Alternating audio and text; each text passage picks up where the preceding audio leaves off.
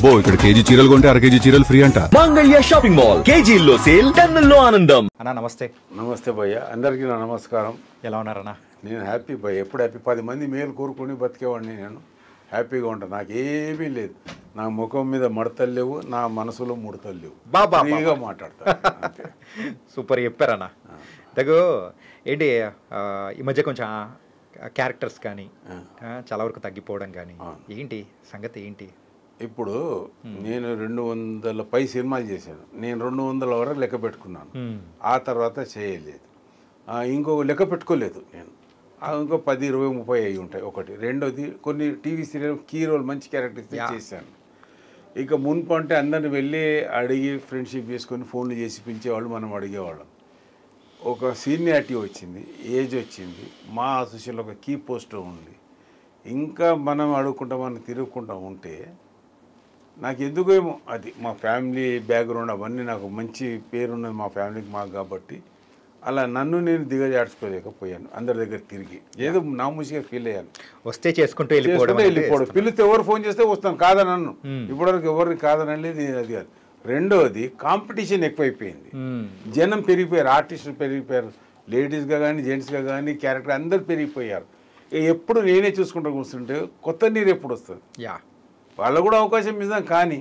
కానీ నేను చెయ్యొద్దని కాదు, పిలిస్తే చేస్తాను, నాకు ఇవ్వండి లేదు అని అడిగే పొజిషన్ లేవు.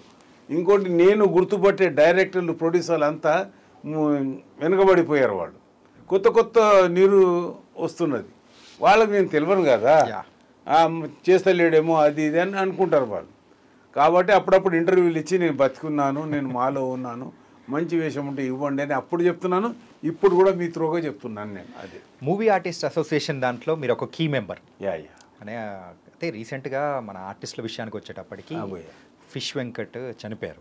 ఆ టైంలో కూడా కొంతమంది తెలియని వాళ్ళు కూడా అంటూ ఉంటారు, అరే ఫిష్ వెంకట్ కూడా ఆర్టిస్టే కదా, మరి ఎవరు రాలేదు, మరి మా అసోసియేషన్ నుంచి కానీ సపోర్ట్ దొరకలేదు ఏంటిది అని చెప్పేసి అన్న వాళ్ళకు మీరు ఆన్సర్ ఏమిస్తారు?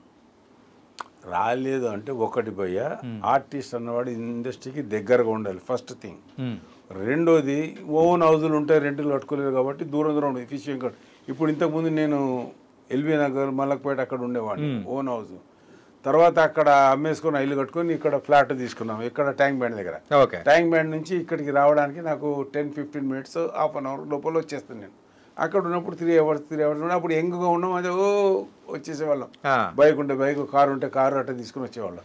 ఇప్పుడు పొజిషన్ వచ్చే కాబట్టి కారు తప్ప ఇక వేరే దాంట్లో తిరగలేదు. మన కారు హాఫ్ అన్ అవర్ 15 నిమిషాల్లో పోయేది చూసుకొని ఇల్లు ఇక్కడ వచ్చి ఫ్లాట్ తీసుకొని ఉన్నాం ట్యాంక్ బ్యాండ్ దగ్గర, వైస్రాయ్ హోటల్ దగ్గర. అయితే రెండోది ఏంటంటే, రావద్దు రావాలని వాళ్ళ మనసులలో ఉండాలి. ఎవరి మనసులో, హీరోల మనసులో కానీ ఆర్టిస్టుల మనసులోనే కానీ. ఇప్పుడు కోట శ్రీనివాసరావు గారు చనిపోయారు, అందరూ రావాల్సిన వాళ్ళు అందరూ వచ్చారు, కొంతమంది హీరోలు రాలేదు. అట్లా చెప్పి కోట శ్రీనివాసరావు మీద ప్రేమ లేనట్టు కాదు కదా. ప్రేమ ఉంటుంది, వాళ్ళ సందర్భాలు, షూటింగ్లు ఉంటాయి, లేదా అవుట్ ఆఫ్ కంట్రీ ఉంటారు, లేదా వాళ్ళ హెల్త్ పర్పస్. నాకు సర్ది, దగ్గు, జలుబు ఇవన్నీ ఉండి నేను కోట గారికి వెళ్ళాను. పొయ్యి ఆ గాలికి చల్ల నీళ్ళు తాగేసరికి ఇంక ఎక్కువైపోయింది. దానివల్ల నేను ఫిష్ వెంకట్ చనిపోతే పోలేకపోయాను. ఇంటర్వ్యూలు ఇచ్చాను, ఇంటి దగ్గరకు వచ్చిన వాళ్ళకి ఇంటర్వ్యూ ఇచ్చాను. నేను మాత్రం వెళ్ళి అక్కడ ఇవ్వలేదు ఎవరికి. ఎందుకంటే నా హెల్త్ నాకు సహకరించినప్పుడు నేనేం చేస్తానని చెప్పు. అలాగే చాలామంది కూడా సహకరించకపోవచ్చు. ఇంకొకటి, ఫిష్ వెంకట్ కాంబినేషన్లో చాలామంది చేసిన వాళ్ళు ఆరోగ్యం బాగాలేక షూటింగ్ల నుండి పోలేకపోయారు. చెయ్యని వాళ్ళు కూడా ఉంటారు కదా, వాళ్ళు పోయి మనం ఏమి మాట్లాడతాము, భగవంతుడు ఉన్నాడు, అందరికీ ఎవరికి జరగాలి, అందరికి జరుగుతుంది. ఈ చావు అన్నది ఎప్పుడైనా రావాల్సిందే.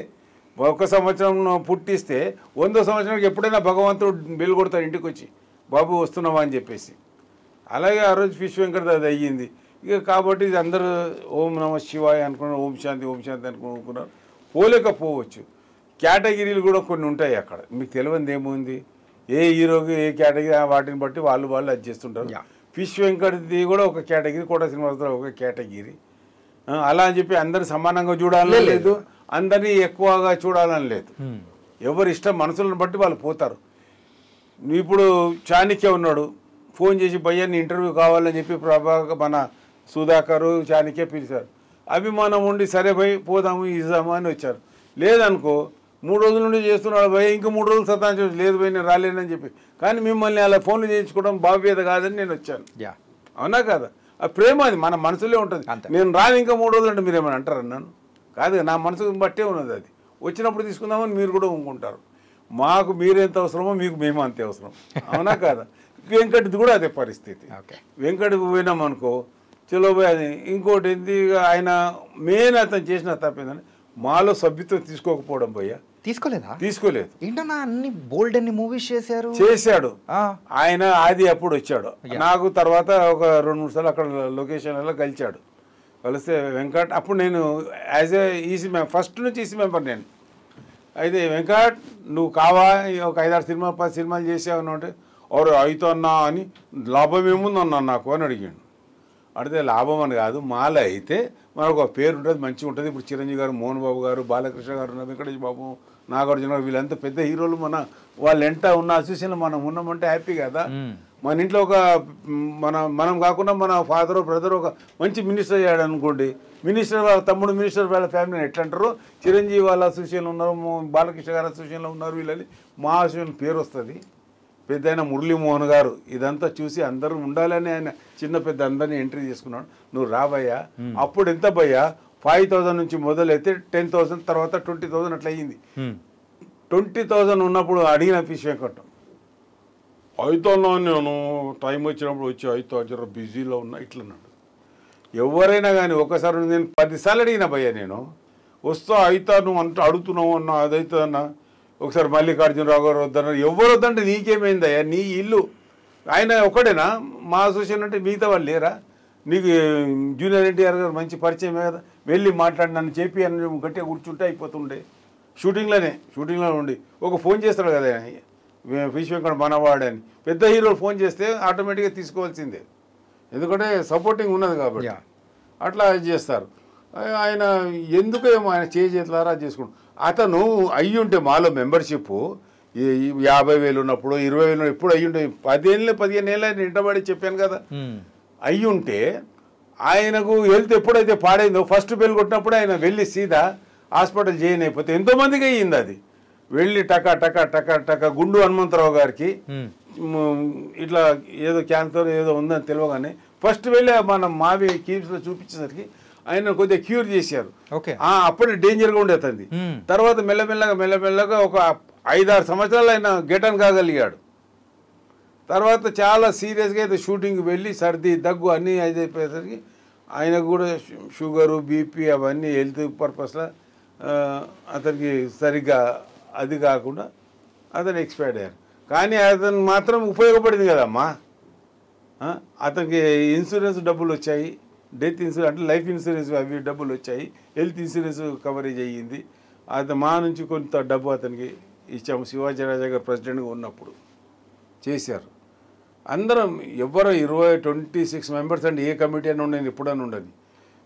కళాకారులకు మేలు చేయాలని మంచి చేయాలని చెప్పేసి మేము అందరం ముందుకు వస్తాము. ఒక్క టీ కూడా మా నుండి ఖర్చు పెట్టి తాగాము ఎవరం. ఎందుకంటే మా ఖర్చు అయితే ఇది కళాకారుల డబ్బు, ఒకరు కష్టపడ్డ కళాకారుల డబ్బులు ఇక్కడ జమ ఉన్నాయి, దాన్ని ఖర్చు పెట్టద్దు. మనకు తాగాలనిపిస్తే మన డబ్బుతో తాగుదాం. మనం టిఫిన్లు తెప్పించుకుందామంటే మనం బయట నుంచి తెప్పించుకుంటాము, మన బాయ్ ఉంటాడు. అది నేను రెగ్యులర్గా ఎక్కువ పోతుంటాను, నాకు షూటింగ్లు తగ్గిపోయాయి కాబట్టి. ఒకటి రెండోది ఏంటంటే నాకు మంచి క్యారెక్టర్ ఇస్తేనే చెయ్యాలని ఒక ఆలోచనతో ఉండి అందరు పిలిచిన చిన్న క్యారెక్టర్ నేను పోను. కనీసం ఒక 2-3 సీన్లన్నా ఉంటే చేద్దామని చెప్పి నేను సొంతంగా నా ఇంటి నుండి మార్నింగ్ టిఫిన్ చేసిన తర్వాత డ్రై ఫ్రూట్స్ మంచి మాది కొద్దిగా చెప్తున్నాను కదా, మేము మంచిగా బతికిన ఫ్యామిలీ మంచిగానే బతికే ఉంటాం. ఎవరు ముందర చేతి ఏమి ఉండదు. మేమే ఇంకొకరికి హెల్ప్ చేసేవాళ్ళం, మంచిగా ఉన్నది. కాబట్టి ఒక ఫిష్ వెంకట్కి అలా అయినంత మాత్రం ఆర్టిస్టులు అందరూ అలానే ఉంటారని ఎవరు అనుకోవద్దు. అందరూ మంచిగానే అంటే ఒక ఆడియన్స్ పాయింట్ ఆఫ్ వ్యూలో ఒక రకంగా ఉంటుందన్నమాట. కొంచెం క్లియర్ చేయడం కోసమే మీరు అడిగింది కూడా కరెక్టే, నేను చెప్పేది కూడా కరెక్టే. అందరూ ఫిష్ వెంకట్లు గారు, అందరూ చిరంజీవులు మోహన్ బాబులు కారు. ఎవరు రేంజ్ వాళ్ళు ఉంటారో వాళ్ళ ఫ్యామిలీస్ ఉంటాయి. ఫిష్ వెంకట్ విషయంలో కొద్దిగా ఎక్కువగా పబ్లిసిటీ అదైంది ఇదైంది వచ్చేవాళ్ళు లేరన్న. వస్తారు అందరు చచ్చిపోయినప్పుడు ఆర్టిస్ట్ బోల్డ్ ఎంతమంది వస్తారు. ఫిలిం ఛాంబర్లో పెడితే ఎంతమంది ఆర్టిస్టులు అందరు రాలేదా? దగ్గరుందని చెప్పి చిన్న ఆర్టిస్ట్ కూడా వేణుమాధవ్ గారు పోతే ఎంతమంది పెద్ద హీరోలు వచ్చారండి. రాజశేఖర్, జీవిత గారు, చిరంజీవి గారు, మోహన్ బాబు గారు, విష్ణు బాబు ఆడనే ఉన్నాడు. మేము మా కమిటీ అందరము అతనికి డెత్ ఇన్సూరెన్స్ 3 లక్షల రూపాయలు. నర్సింగ్ యాదవ్ కూడా విష్ణుబాబు గారి హయాంలోనే.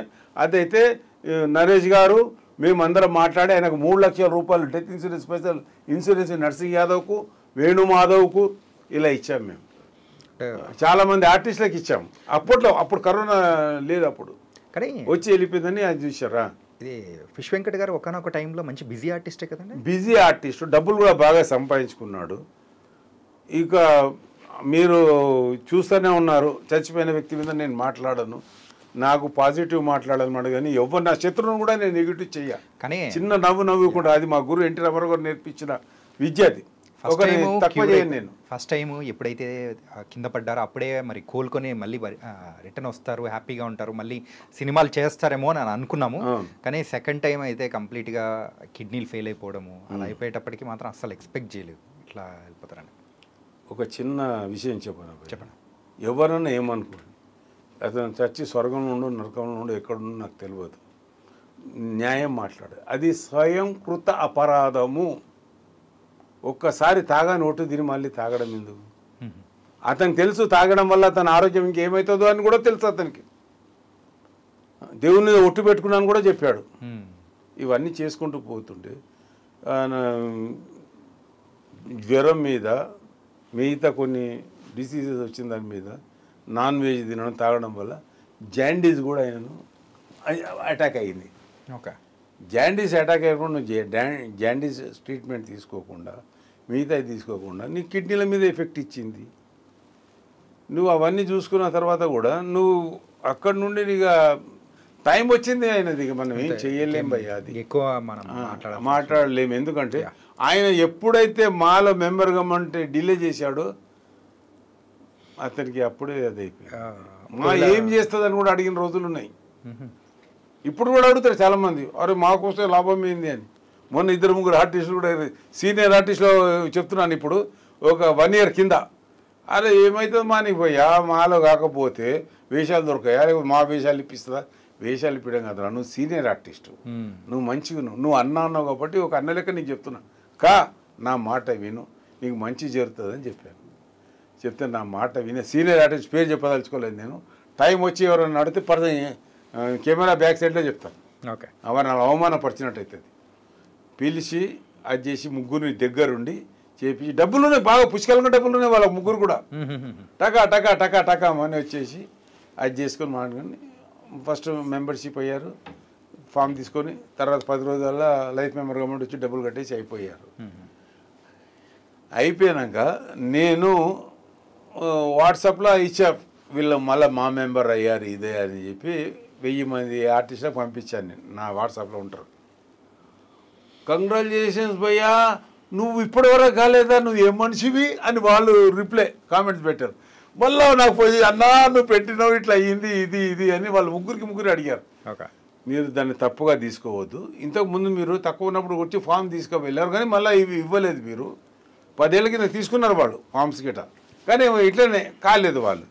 ఈరోజు గట్టి నేను పట్టి పిలిపి చెప్పించా. అయితే నీవు తర్వాత వాళ్ళకు ఇప్పటికైనా మీరు వచ్చారని మిగతా మెంబర్స్ వాళ్ళకు కంగ్రాచులేషన్ చెప్తే, అన్న నీకు ఎప్పటికీ రుణపడి ఉంటాం మేము, నువ్వు పిలిచి మాలో మెంబర్షిప్ చేయించావు, 1,00,000 రూపాయలు ఎందుకు వేస్ట్ అని అనుకున్నాం, కానీ అది వేస్ట్ కాదన్న, మా జీవితానికి సపోర్ట్ అది అని వాళ్ళే నన్ను అప్రిషియేట్ చేశారు. మళ్ళీ కానీ అక్కడ అంటే మూవీ ఆర్టిస్ట్ అసోసియేషన్ విషయానికి వచ్చేటప్పటికి అందరూ ఒక ఆసరాగా ఉంటారు అందులో ఉంటే అని మీరు చెప్తున్నది మాత్రం చాలా బాగుంది. కాకపోతే అక్కడ ఇన్వాల్వ్ చేసుకోలేకపోవడము అది ఆయన చేసిన తప్ప. ఓకే సార్, మరి సపోర్ట్ అంటే ఇలాంటివన్నీ వస్తూ ఉంటుంది. అయితే ఎవరైనా కానీ ఆర్టిస్ట్ అయిన తర్వాత ఏంటి ఇలా అంటే చివరికి వాళ్ళ చివరి దశ వచ్చేటప్పటికి డబ్బులు లేకోకుండా ఇలాంటి ఇబ్బందులు పడడం అనేది కొంతమంది బయట వాళ్ళు చూస్తూ ఉంటే ఏంటి ఇలా ఉంటుందా అని అనే వాళ్ళకు మీరు సమాధానం ఏం చెప్తారు? భయ్య అందరూ అలా ఉండరు. కొంతమందికి ఏదో వాళ్ళ దాని మీద అవుతుంది, జాగ్రత్త పడకూడదు. పూర్వకాలంలో సావిత్రి గారి కోసమే కానీ, రాజనాల గారి కోసమే కానీ, నాగయ్య గారి కోసమే కానీ ఇలా అన్నారు. వాళ్ళకి అలా జరగడం వల్ల మిగతా వాళ్ళు జాగ్రత్త పడి సంపాదించుకొని గొప్పగా అయ్యారు. మా ఇండస్ట్రీకి ఆదర్శమూర్తులు ఎన్టీ రామారావు, నాగేశ్వరరావు గారు, కృష్ణ, శోభన్ బాబు గారు అండి. ఇండస్ట్రీలో ఎవ్వరికి లేనంత ఆస్తి శోభన్ బాబు గారు ఆ రోజుల్లో సంపాదించుకున్నారు. ఎందుకంటే మిగతా వాళ్ళని చూసి ఆయన ఒక ఇన్స్పిరేషన్ తీసుకుని నేను నా కుటుంబం అలా కావద్దని. కానీ ఇండస్ట్రీకి ఆయన వచ్చినప్పుడు ఒక్క పూట భోజనం దొరకడం కూడా శోభన్ బాబు గారికి కష్టంగా ఉండదు ఆయనే చెప్పారు. పాండి బజార్లో టీ తాగి ఒక చిన్న బిస్కెట్ తిని మార్నింగ్ టిఫిన్ సరిపెట్టుకునే వాళ్ళమని పెద్ద పెద్ద ఆర్టిస్టులు వాళ్ళ పేర్లు చెప్పాను నేను. అదే మాకు ఆ రోజు ఆనందం. దొరకని రోజున కూడా ఎవరు టీ దాపిస్తాడని చెప్పి అక్కడికి వెళ్ళి పార్ట్నర్షిప్ ఆ రోజులు అంటే ఒకరికొకరు సాయం చేసి తాగేవాళ్ళు. 5 పైసలు ఉండేది టీ బిస్కెట్స్ అవి. అలా ఒకరికొకరు హెల్ప్ చేసుకునేవాళ్ళు. ఎక్కడెక్కడో రాష్ట్రాల నుంచి జిల్లాల నుండి వెళ్ళి మద్రాసులో టీ నగర్లో ఉండేవాళ్ళు వీళ్ళు. ఒకరికొకరు హెల్ప్ చేసుకునే అవకాశం ఉంది. ఇప్పుడు హైదరాబాద్కి వచ్చాము, అందరు ఎవరి ఫ్యామిలీస్ వాళ్ళకు ఉంటాయి. ఒక డబ్బు ఎవరికి చేదు కాదు. రేపొద్దు నాకు ఆ పరిస్థితి రావద్దు అని అందరు జాగ్రత్త పడుతూ ఉన్నారు. మున్పట్లకి దాన ధర్మాలు చేస్తాడు లేదు. నాగయ్య గారు జీవితమే దానం చేసేసాడు. ఎన్టీ రామారావు, నాగేశ్వరరావు గారు, కృష్ణ, శోభన్ గారు తెలియకుండా గుప్త దానాలు బోల్డని చేశారు. ఎందుకంటే వాళ్ళు దానాలు చేస్తారని చెప్తే లైన్ కడతారు. గుప్త దానాలు చేశారు, వాళ్ళు చేయలేదు కానీ అందరూ చేశారు. ఈరోజు కూడా చిరంజీవి గారు, బాలకృష్ణ గారు, వెంకటేష్ బాబు, నాగార్జున బాబు, మోహన్ బాబు ఎంతోమందికి ఎన్నో విధాల వాళ్ళ పరిధిలో. మురళీ మోహన్ గారు ఆయన 50 మంది స్టూడెంట్స్కు ఏమంటారు అది స్కాలర్షిప్ ఇస్తున్నాం చెప్పారు. ఆయన చెప్పలేదు. ఇంకో 50 మంది వస్తే కష్టమవుతుంది అని చెప్పేసి తక్కువ మందికి ఇద్దాము, మంచిగా చదివిద్దాము. కానీ మన శక్తి ఉన్నంత వరకు చేశారు. అందరూ చేస్తున్నారు. ఇండస్ట్రీ ఎవరు చేస్తలేదని కాదు, వాళ్ళ ఇప్పుడు మనం వెళ్తుంటే ఒక కాళ్ళు చేతులు లేని వాళ్ళు వచ్చి సార్ అంటారు కారు దగ్గర. మనకు గోసనిపించి ఒక 50 20 వాళ్ళకి వేస్తాం. అది మన స్తోమత. అదే పెద్ద హీరో విషయం తీసి ఒక 1000 500 అట్లా వేస్తాడు. ఆయన వేసినట్టు మనం వేసుకుంటూ పోతే రేపు పొద్దున పొజిషన్కి మనం వచ్చేస్తాం. సారు అన్నగారు అంటాం. అది కాకుండా జాగ్రత్త పడుతున్నారు ఆర్టిస్టులు. మునుపటి రోజులు వేరు, ఇప్పటి రోజులు వేరు. ఓకే, ఈ విషయం అనేది కూడా పక్కన పెట్టేద్దాం. మరి కోట శ్రీనివాసరావు గారు ఏంటంటే ఎన్నో గొప్ప వేషాలు అనేది కూడా వేసి ఇలాంటి గొప్ప ఆర్టిస్ట్ మన మధ్యలోంచి వెళ్ళిపోవడం అనేది కూడా చాలా బాధ అనిపించింది. ఆయనతో మీ అసోసియేషన్ కానీ అంటే ఎలా ఉండింది, అంటే ఆయన వెళ్ళిపోవడం అనేది మీకు ఎలా అనిపించింది ఏంటి? నేను చాలా బాధపడ్డాను. వెళ్ళాను. మార్నింగ్ 10 నుంచి ఈవినింగ్ ఆయన మన మహాప్రస్థానం తీసుకెళ్ళక అక్కడే ఉన్నాం మా ఇంటి దగ్గరనే. హీరోలు అందరూ వచ్చారు చాలామంది. వెంకటేష్ బాబు ఎంతో మందికి దగ్గర వ్యక్తి ఉన్నాడు. చాలా గొప్ప వ్యక్తి అండి. ఏదున్నో నిర్మోమటంగా ముఖం ముందర మాట్లాడతాడు, జోకులు వేస్తాడు. ఆ జోకులలో కఠినంగా బాణాలు గుచ్చుకుంటాయి కానీ ఆ బాణాల్లో నుండి తేనె వెళ్తుంది, రక్తం వెళ్ళదు, తేనె వెళ్తుంది. ఆ విధంగా సరదాగా ఉండి అందరితో జోకులు కట్ చేస్తుంటాడు. ఏ మాటనా నువ్వు మాట్లాడు, దానికి పర్యాయ పదాన్ని జోక్గా అది చేస్తాడు. అది చిన్న జోక్ చెప్తాను మీకు. ఆయన ఒక యూనివర్సిటీ వాళ్ళు వచ్చేసి మీకు డాక్టరేట్ ఇస్తామండి మీరు ఒప్పుకోవాలి అంటే, నాకు డాక్టరేట్ వద్దు బాబు, మీరు డాక్టరేట్ ఇవ్వగానే రేపటి నుంచి డాక్టర్ కోటా బదులు అడ్డకోట అని పిలుస్తారు నన్ను. డాక్టర్ కోటా వద్దు, డకోటా వద్దు మీరేని అన్నాడు. అది ఎంత స్పాంటిజ్గా ఎక్కడెక్కడి నుంచి ఇలాంటి మాటలు బోల్డని ఉన్నాయి ఆయన దగ్గర. అది ఆయన దగ్గర ఒక గ్రంథాలయం. నవ్వుతూ మాట్లాడుతూ నవ్వుతూ అది చేస్తాడు. ఒక రోజు నేను ఇంటర్మాభిమాను కదా, ఒకరోజు నన్ను అడిగాడు, ఎరా నా మీద కోపం వస్తుందా నీకు అని అన్నాడు. ఎందుకన్నా అని అడిగాను నేను. మీ గురువు ఎన్టీ రామారావు వేషాలు వేసి అది చేశానంటే, మీరు కళాకారులన్నా మీరు చేయొచ్చు, తప్పు లేదు, పెద్ద ఆయననే మిమ్మల్ని క్షమించాడు, మేమేం చేస్తాము అన్నాడు. అనేసి మీ బాలకృష్ణ గారు అయితే నా ముఖం మీద ఉంచారు కదా అన్నాడు. సరదాగానే ఏమి అట్లాంటివి అవి నాకు అట్లా జోకులు అట్లా పట్టించుకోవాలి. ఏమి వాళ్ళ మధ్య ఏందో అది మనకు తెలియదు. ఆయన నాతో అంటే నేనేం మాట్లాడుతాను, దండం పెట్టి ఊకుంటాం అట్లా. అంటే అలాగే కోట శ్రీనివాసరావు గారు అనేటప్పటికీ స్ట్రైట్ ఫార్వర్డ్గా మాట్లాడతారు. దాంతోపాటు తెలుగు ఆర్టిస్టుల కోసం ఆయన గలమెత్తి మాట్లాడిన సందర్భం అనేది కూడా చాలా సార్లు కూడా ఫిలిం ఛాంబర్లో నిరాహార దీక్ష కూర్చున్నాడు 2 రోజులు 3 రోజులు. పరభాషా వ్యక్తులు కంటే మన వాళ్ళను చూడొచ్చు కదా, మన వాళ్ళని గురించి కూడా ఆలోచించొచ్చు. సినిమాలు వద్దు, తెలుగు సినిమాలు ముద్దు, పరభాషా నటులు వద్దు, మన తెలుగు నటులే కావాలని కూర్చున్నాడు. ఆయన వెనకాల నేను, మన భరద్వాజ గారు, మళ్ళీ మిగతా కొంతమంది ఆర్టిస్టులు ఉన్నారు. వాళ్ళందరం ఆయన వెనకాల సపోర్టివ్గా ఉండు. ఆయన నడవడికి అంటే నేను నడగడు ఒక తమ్ముళ్ళకి ఎంట ఉన్నాం. ఎందుకంటే నాకు చిన్నప్పటి నుంచి అది ఒక విషయం చెప్పాలంటే, దేనికైనా ముందు ఎన్టీ రామారావు గారు సినిమాలు చూసి నేను అట్లా ఉండాలి, ఒక కథానాయకుల్లో ఉండాలి మనం అన్నది ఒక అలవాటు అయిపోయింది. ఆయన మొదలు పెట్టగానే వెంట నేను కూర్చున్నాను. అది ఇది మీరు చూడండి, ఆ ఫొటోస్ అవన్నీ ఉన్నాయి. భరద్వాజ గారు కూడా ఉన్నారు అప్పుడు. భరద్వాజ్ గారు కూడా ఇదే మన నటులు మన టెక్నీషియన్ కోసం పోరాడే వాళ్ళు ఆయన కూడా ఒకడు. శివకృష్ణ గారు ఇట్లా చాలామంది ఆర్టిస్టులు కొంతమంది బయటపడతారు, కొంతమంది మనసులోనే ఉంటారు. ఎక్కడ అంటే మళ్ళీ మనం కూడా అక్కడ వెళ్ళి చేయవలసి వస్తుంది కదా అని చెప్పేసి. కానీ ఏదేమైనా కోట గారు మాత్రము తెలుగు ప్రజల కోసము 24 క్రాఫ్ట్స్ కోసము సమైక్యాంధ్రలో బాగా పోరాడారు. యా అంటే సార్ ఫైనల్ క్వశ్చన్ సార్ ఏంటంటే ఇప్పుడు ఇండస్ట్రీ పరిస్థితి ఎలా ఉంది, ఆర్టిస్టుల పరంగా ఎలా ఉందంటారు? ఒక్కటే చెప్తున్నానండి, నిర్మాతలు దర్శకులు బాగా గుర్తుపెట్టుకోవాల్సింది, ఐటీలో జాబ్ చేసేవాళ్ళు, మిగతా జాబ్ చేసేవాళ్ళు, బ్యాంకుల్లో జాబ్ చేసేవాళ్ళు, గవర్నమెంట్ ఎంప్లాయీస్ వచ్చి సినిమాలలో వచ్చి సినిమా నటుడు కావాలన్న కోరిక ఉండడం వేరు, పైసలు తీసుకోకుండా ఫ్రీగా చేసిపోతున్నారు. సినిమా మీదనే బతికి మా అసోసియేషను మిగతా అసోసియేషన్లు ఉన్నాయి, ఇవన్నీ టీవీ అసోసియేషన్లు, అలా మెంబర్షిప్ అయిన ఆర్టిస్టులు దీన్నే నమ్ముకొని దీన్నే బతుకుతున్న వాళ్ళకి వేరే బిజినెస్ తెలియదు, వాళ్ళ కడుపు కొడుతున్నారు వీళ్ళందరూ వచ్చి. ఐటీ ఫ్యాషన్ అమ్మాయిలని అదే అదే తెలుగు అమ్మాయిలు ఉన్నారు ఇక్కడ చేయాలని, వీళ్ళకి తెలుగు అమ్మాయిల అసలే ఇష్టం ఉండదు. వీళ్ళకి కట్ డ్రెస్ మిడ్డీ డ్రెస్లు అవి వేసుకుని బెంగళూరు అమ్మాయిలు, బాంబే అమ్మాయిలు, బాంబే విలన్లు కావాలని చూస్తారు. మీరు మీ సినిమాను ప్యాన్ ఇండియాగా ప్రమోట్ చేసుకొని తప్పులేదు, అన్ని క్యారెక్టర్ చిన్న క్యారెక్టర్ కూడా వాళ్ళకి ఇచ్చి లేపాలని చూడకండి. ఇక్కడి వాళ్ళు మీ తమ్ముడు, రేపు పొద్దున ఎవరికైనా కష్టం వస్తే మేము ఉన్నామని చచ్చినా బతికినా మేము వెంట ఉండేవాళ్ళు ఇక్కడ చాలామంది మీ తెలుగు తమ్ముళ్ళు ఉన్నారు, వాళ్ళను ప్రోత్సహించండి. ఎంతసేపు పరభాష నటులను, పరాయి హీరోయిన్లను, పరాయి వాళ్ళను తీసుకొని మీరు ముందుకు పోకండి. అంటే ఈ సంస్కృతి పెరిగిందా? ఇప్పుడు ఈ సంస్కృతి పెరిగిందా మునపటితో పెరిగింది. ఇప్పుడు కుల మతాలు కూడా చోటు చేసుకుంటున్నాయి ప్రాంతీయాలు. ఓకే వద్దని చెప్పడం, మనం కళాకారులం, కళామ్మ బిడ్డలు, మనం దేవుడు మన అందరినీ కళాకారులుగా పుట్టించాడు. ఆ కళాకారులను మీరు బ్రతికించండి. పెద్దలుగా మీరు అందరు ఉన్నారు, వాళ్ళ మీరు బ్రతికేయకపోతే ఎవరు బ్రతికిస్తారు? ఇక అందరు ఫిష్ వెంకట గతి అవుతుంది ఇక అందరిది, అవునా కదా? మీరు ఇక్కడ బతికేయండి, మీ వెంట చేయగొట్టేవాళ్ళం, మీ వెంట ప్రేమించేవాళ్ళం మీరు అది చేయండి. పరాయి నటులను ప్రోత్సహిస్తారు ఏంటండి? మరి ఇక్కడ నటులను కూడా పరాయి ఇండస్ట్రీ వాళ్ళు ప్రోత్సహించాలి కదా.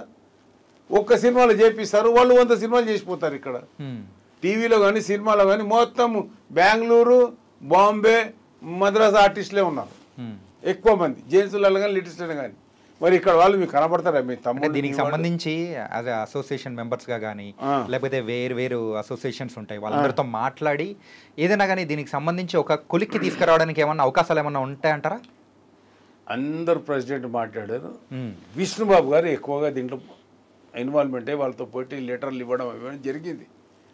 సరే అంటున్నారు, మేము జాబ్ కార్డు కూడా చేసాం, మన తెలుగు ఆర్టిస్టులు వీళ్ళు ఉన్నారని 80 మంది ఫోటోలు ఖాళీగా ఉన్నారు, సీనియర్ ఆర్టిస్టులు వీళ్ళు పేదరికం ఉన్నారు, ఈ జాబ్ కార్డు తీసుకెళ్ళండి, మీరు టైం ఇస్తే నా కార్లో ఉంది చూపిస్తాను జాబ్ కార్డు వీళ్ళకి వేషాలు ఇవ్వండి అని చెప్పి ఇచ్చారు. ఇస్తే అన్నపూర్ణమ్మ సీనియర్ ఆర్టిస్టు, చెప్పకూడదు కానీ చెప్పక తప్పదు, అన్నపూర్ణమ్మ మిగతా ఆర్టిస్టులు, బాంబ క్యారెక్టర్ కొడితే ఎక్కడి నుంచో తీసుకొస్తారు, రామప్రభు గారు లేదా పిలిపియండి, అట్లా వేరే వాళ్ళ పరాయి ఆర్టిస్ట్ని వాడుకున్నారు. ఎందుకంటే ఆమె అయితే కరెక్ట్ చేస్తుందని. సరే 1-2 సార్లు కరెక్ట్ చేస్తారు, ప్రతి అవసరం లేని క్యారెక్టర్ కూడా ఇక్కడ పెట్టవలసిన వాళ్ళని కూడా వాళ్ళని పిలిపించుకుంటున్నారు. దేనికోసం? తెలుగు వాళ్ళు అక్కర్లేదా? తెలుగు వాళ్ళు కావాలనే కదా రాష్ట్రంలో అంతా తెలుగు ఇక్కడ స్థిరపడడానికి ప్రభుత్వం ఎన్నో విధాలుగా మీకు హెల్ప్ చేసింది. ఆ హెల్ప్ను మీరు ఏ విధంగా మీరు అది చేస్తున్నారు? పరాయి రాష్ట్రాల ఆర్టిస్టులను టెక్నీషియన్లు పిలిపించుకొని మీరు ప్రోత్సహిస్తే ఇక్కడ వాళ్ళు ఏమైపోవాలి? నేను యాజ్ ఏ బ్రదర్ ఎవరు పేరు చెప్పడం లేదు, పేర్లు చెప్తే కొంపలు మునిగిపోతాయి, కానీ పద్ధతి కాదు అది. ఇక్కడ ఆర్టిస్ట్ పిలవండి, ప్రోత్సహించండి. అన్ని సినిమాలు వాళ్ళకే ఇవ్వమని చెప్తలేం, మనకే ఇవ్వమని చెప్తలేం, కొన్ని వాళ్ళని కూడా పిలిపించుకున్నారు. కానీ మన వాళ్ళని నిన్ను చంపేస్తున్నారు. ఫిష్ వెంకటకు 3 ఏళ్ళ వేషం లేదు, అనారోగ్యం వల్ల లేకపోవచ్చు, అతనిది కూడా స్వయంకృత అపరాధం ఉన్నది. అందరూ అట్లా లేరు కదా. కొంతమంది ఆర్టిస్టులు వేరే బిజినెస్ పెట్టుకున్నారండి, పేపర్లు వేయడం చెప్తున్నాను. ఒకటి విలన్గా చేశాడు ఒక అతను కడపలో కట్టెలు కొడుతున్నాడు, విలన్గా చాలా చేశాడు, గడ్డ ఉంటుంది, గుండు ఉంటుంది. అతను మద్రాసు నుంచి ఉన్న ఆర్టిస్టు, అతని స్టేట్మెంట్ చూసాం, ఇలా ఉంది ఇలా ఏం చేయను అని చెప్పేసి. అట్లా చెయ్యకండి మీరు, మన నమ్ముకున్న వాళ్ళని మా సభ్యులకు ఇవ్వండి. కొత్త వాళ్ళు వచ్చి మిమ్మల్ని వేషాలు అడిగితే ఫ్రీగా చేస్తారంటే వాళ్ళకి వేషాలు ఇస్తే ఎట్లా? మీరు ఎంతో కొంత డబ్బిచ్చి మాట్లాడుకొని మాలో సభ్యత్వం ఉన్న వాళ్ళను, నిజమైన కళాకారులను, ఈ సినిమా ఇండస్ట్రీ మీదనే డిపెండ్ అయి ఉన్న వాళ్ళకు ఇవ్వండి మీరు. అంతేగాని బయటి వాళ్ళకి ఇచ్చి ప్రోత్సహించి మీరేదో గొప్ప చేశారని మేమేమో మన వాళ్ళు ఏదో తక్కువ ఉన్నారని ఫీల్ కాకండి. అలా ఇవ్వడం వల్ల ఇండస్ట్రీ బతుకుతుంది. ఎవరు లేకపోతే ఇండస్ట్రీని శ్మశానం నిలుపుకున్నట్టు మీరే అనుకుంటారా చెప్పండి? పెద్ద హీరోలైనా ఎవరైనా సరే, పెద్ద డైరెక్టర్లైనా కొద్దిగా ఆలోచించండి. మన వాళ్ళ కొంతమందికి ఇవ్వండి.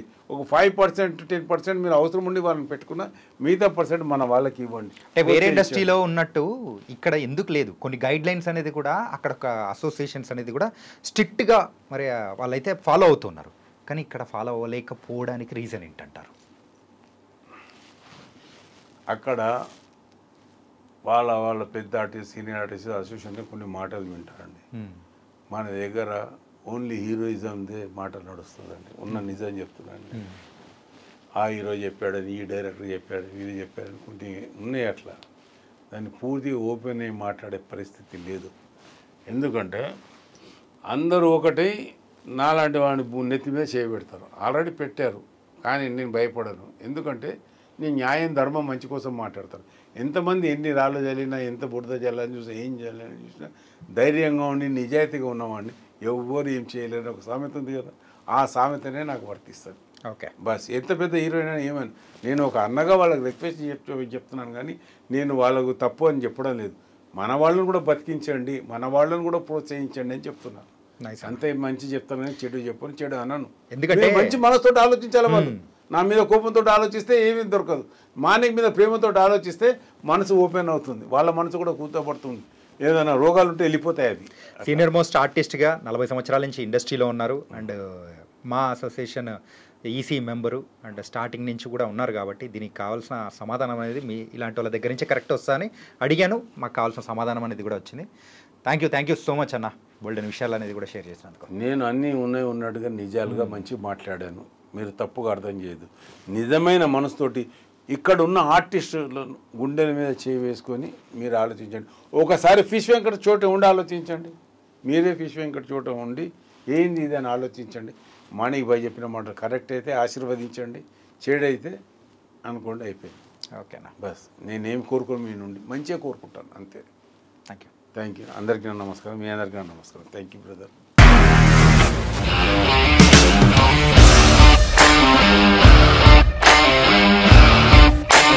ఇండస్ట్రీలో కమిట్మెంట్ ఇష్యూస్ వస్తే నీకు కూడా వచ్చినట్టు మార్నింగ్ తీసుకెళ్ళాడంటే కొట్టి పడేస్తాడు.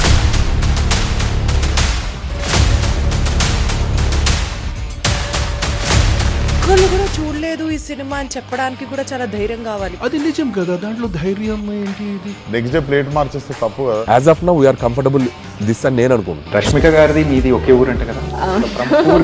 నీకు కోపం వచ్చిందంటే బాగా తిట్టేత్తరా? తిట్టేద్దామండి.